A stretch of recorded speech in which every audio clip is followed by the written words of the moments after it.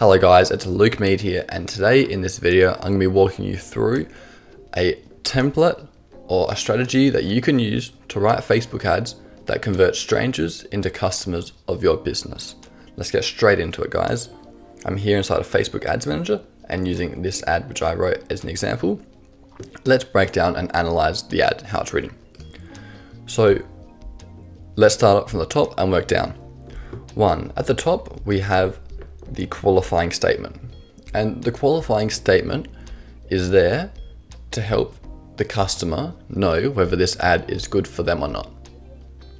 Consider it like this: if you're a golf enthusiast and you're scrolling through Facebook and you see the best golf base layer, you're immediately going to pay attention because you're invested in golf and you want to know what the best golf base layer is. But if you're scrolling through Facebook and you're a chess nerd and you see the best golf base layer, you're not going to pay attention.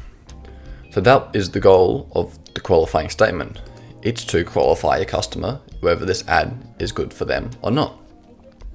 Now, this always needs to be at the top of the page because this is the only spot you can guarantee that text will be shown every single time. So you make sure that is your top text and you're set to go. Now, I want to add just quickly before the next step that you can use emojis in Facebook ads if you want. It depends on your brand and what vibe of the brand you're going for or what your brand ethos is. In this case, for a golf base layer, it's quite a premium ad, so we're not using emojis. But if you're a bit more of a fun-loving ad, then I would definitely advise using one emoji per sentence or per paragraph. So now we have our qualifying statement up the top. What we go into is our body paragraphs. Now, the point of the body paragraph is to educate and inform our customer on what we've just told them at the top. In this case, it's not about being salesy and explaining to them why they should buy. It's about explaining your product or your service in the best possible way and explaining the value it brings. So in this case, we're talking about the best golf base layer, keeps you warm, it improves your performance, and it's doing that in its fabric, which is unique. So we're not selling the product, we're not asking for the sale immediately.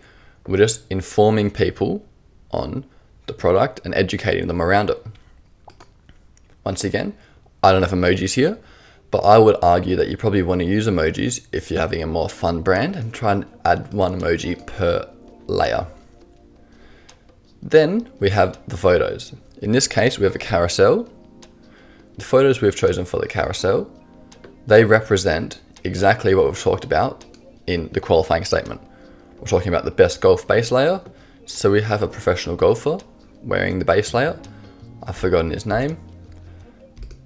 But this essentially backs up what the qualifying statement is and gives us some social evidence that the clothes are great and they're being worn by people. Last but not least, we end on our call to action. And Facebook makes this mandatory most of the time, but you need to choose a call to action down the bottom. Now, the call to action you choose, you need to think about it carefully because it can really dissuade customers from clicking on it or it can encourage it.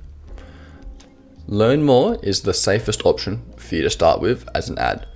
The reason for that is learn more is a vague term. It doesn't guarantee anything. If you have listen now as your call to action, it means people know that when they go to this link, they're going to have to listen to something. Whereas when they click on learn more, they don't really know what they're going to get. Could be taken to could be taken to the Facebook page, could be taken to a website, could be taken to Spotify playlist. You don't actually know where learn more goes. So in that way, it's a really good call to action.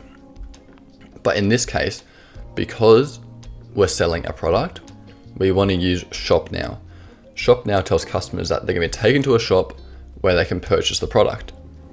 So immediately, if customers are hitting this shop now button, we know that they're interested enough to either see the price or they want to purchase the item.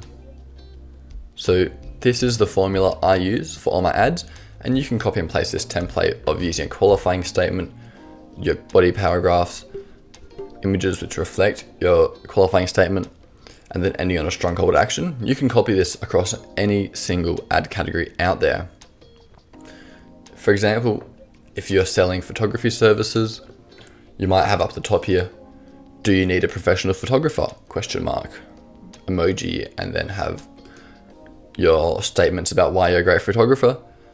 And then your call to action might be, learn more about Luke's photography, or whatever it might be. So you can copy and paste this formula across any ad category you want, and it's really guaranteed to work. The great thing about it is using this qualifying statement immediately informs people whether this ad is good for them or not. And that is what you need to do, because that's what social media is all about. People scroll through and scroll through, and if they don't find a post that relates to them, they'll keep scrolling to find one that relates to them and makes them feel something.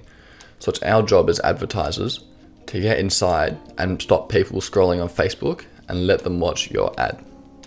I hope this video helped, guys. If it did, don't hesitate to like, subscribe, or comment below. It really means a lot to me. Keep well out there, guys. I'll speak to you next time. Ciao, ciao.